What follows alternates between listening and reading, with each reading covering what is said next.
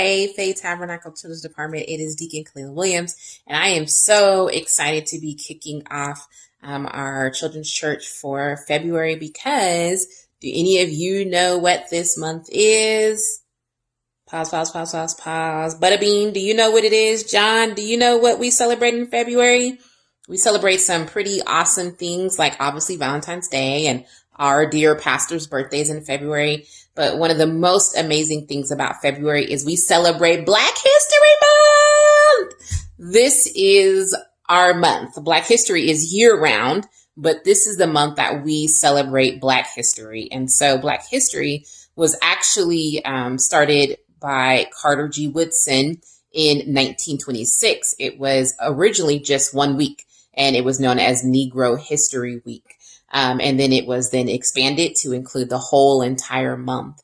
And so February was chosen for two important reasons. It was the birth dates of former President Abraham Lincoln, as well as abolitionist Frederick Douglass. And so I want to spend some time explaining to you who those two people are. And we're going to go on a little history lesson here. So Abraham Lincoln in 1862 signed what is known as the Emancipation Proclamation. And what this is basically is it was a piece of paper that he signed stating that slavery ended. However, it was not until 3 whole years on June 19th that slavery actually ended.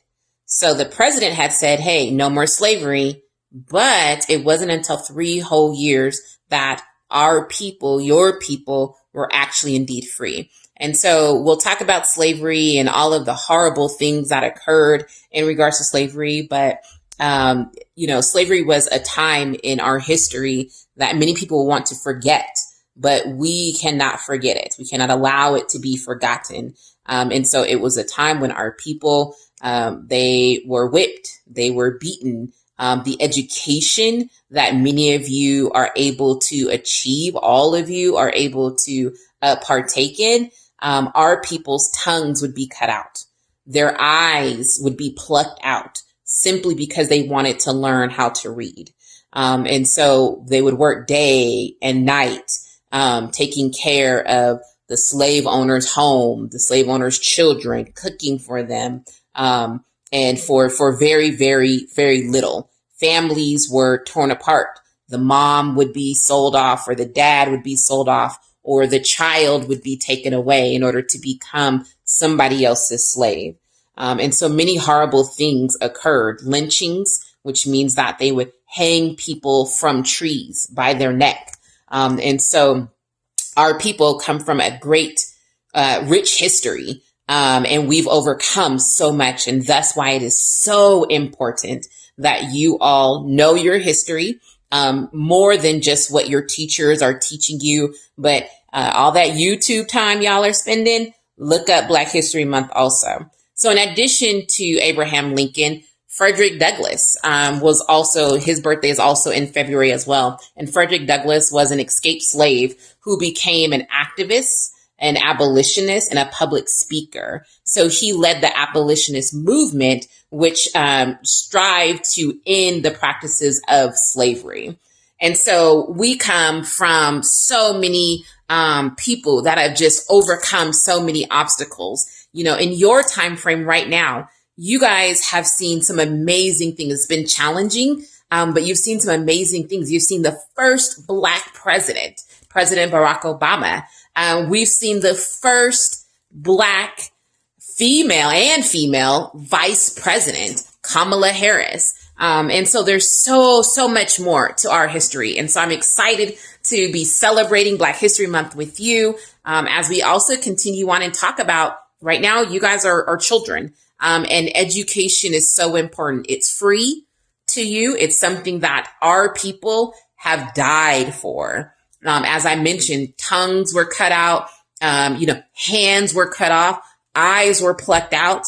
That's not just some make-believe story. That happened so that one day you, Amariah, Abigail, Jeremiah, Jacob, Joel, Josh, yes, you would be able to be in a classroom or virtually and learn how to read, learn how to do math, even though it might be a struggle sometimes. I understand.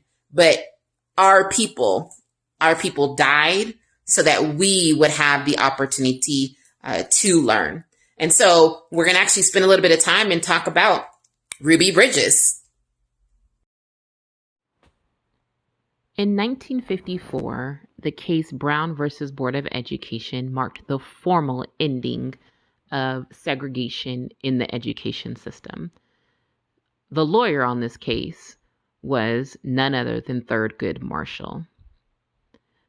The Little Rock Nine is a group of 9 Black students who were the first to attempt to integrate a high school.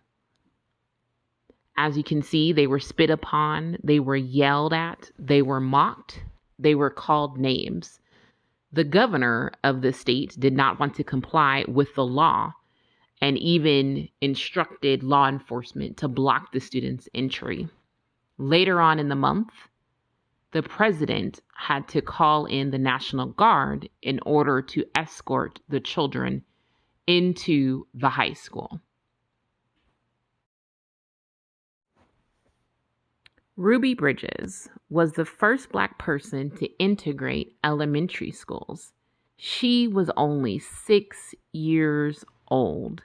Could you imagine being that young, that age, and having to be the first in a place and surrounding with other students? Didn't want you there. Other teachers and adults may not have wanted you there either. Could you imagine how brave she had to be in order to be able to sustain and deal with maybe names that she was being called, how she was being treated, students not wanting to sit and eat lunch with her or talk to her? Could you imagine having to go through that?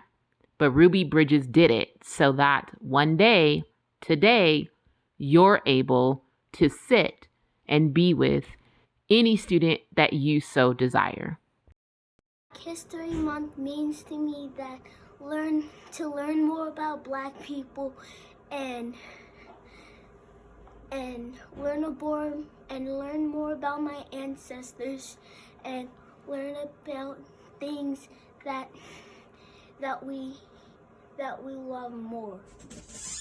Black History Month means to me about celebrating Black people and doing Black Lives Matter for people who is not being treated fairly. Black History Month is a time to celebrate Black people like Jackie Robinson, Ruby Bridges, Rosa Parks, everybody that is from the 19 or 18s. Black History is like the most important to me that I do, and Black History Month is special to me because I'm Black. Black History Month means to me is like it's a month to represent all of the African Americans, like inventors and survivors and teachers and astronauts and mechanics and more people like that. I think that Black History Month is a great month to learn more about like your culture if you're African American, or learn more about African Americans in general. Black History Month means to me supporting DLN and celebrating Black businesses, going to Black businesses, and just remembering all the things that the Black community has done over the years in the past. And that's really it.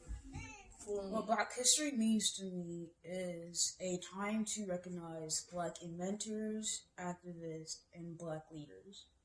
A lot of the time, Black people get discredited for the things that they do. And if they do get credit, it isn't as much credit as they would get, because they are often told, oh, that was stolen from somebody else. So, this month is basically a time to recognize, hey, these people made changes in our world. And that is what Black History means to me. Black History Month is about celebrating and achievements in lives.